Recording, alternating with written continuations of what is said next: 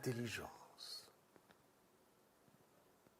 Intelligence émotionnelle. Qu'est-ce que l'intelligence émotionnelle? C'est de ne pas m'énerver quand on m'annonce que pour le bien des apprenants, je dois m'arrêter de m'étendre sur mon parcours dans les forces spéciales. Ou encore de ne pas me laisser submerger quand je pense que c'est notre dernière vidéo ensemble. Pardon. On voyait la question.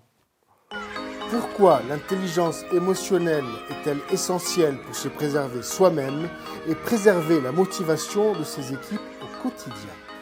En réalité, l'intelligence émotionnelle se définit par la capacité à reconnaître, comprendre, gérer et utiliser efficacement nos propres émotions ainsi que celles des autres. Elle a donc deux dimensions, intrapersonnelle et interpersonnelle.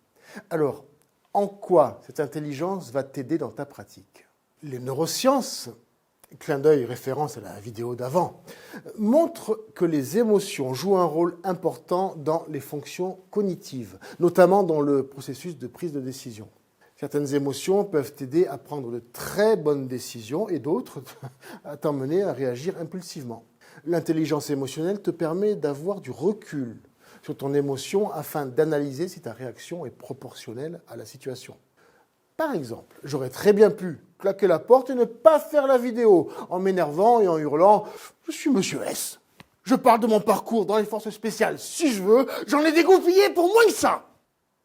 Mais ça n'aurait pas été approprié. Et ça aurait desservi la formation.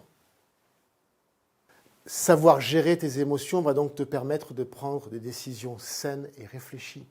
Ça te permettra aussi de t'auto-motiver dans les phases de down, de te préserver malgré les frustrations et ça te permettra surtout de mieux comprendre les autres. Car oui, comme dit le proverbe, connais-toi toi-même pour mieux connaître les autres. Enfin, je crois. C'est peut-être une version Monsieur S.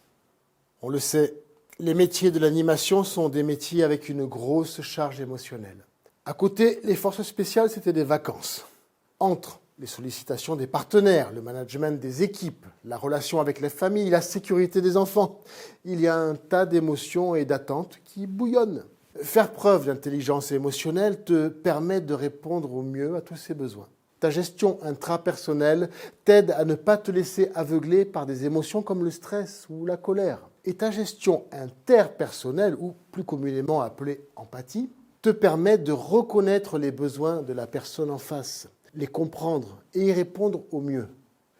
Par exemple, un membre de ton équipe semble très inquiet. Face à cela, tu as deux réactions possibles.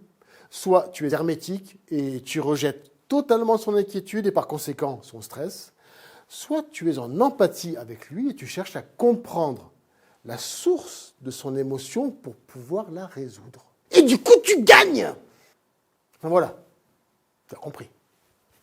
En gros, savoir gérer tes émotions te permet d'être pleinement disponible et à l'écoute pour les autres, devenir un repère pour tes équipes, les enfants et les familles. Par expérience, je peux te le dire, l'intelligence émotionnelle est la clé du bien-être. Pour te raconter, quand j'ai été nommé directeur du code, le matin même, on m'avait parachuté dans une forêt hostile. Mon parachute s'était coincé en se dépliant. Non! Non, vous auriez pu me laisser là! Non, juste un peu! Non, c'était ma dernière vidéo!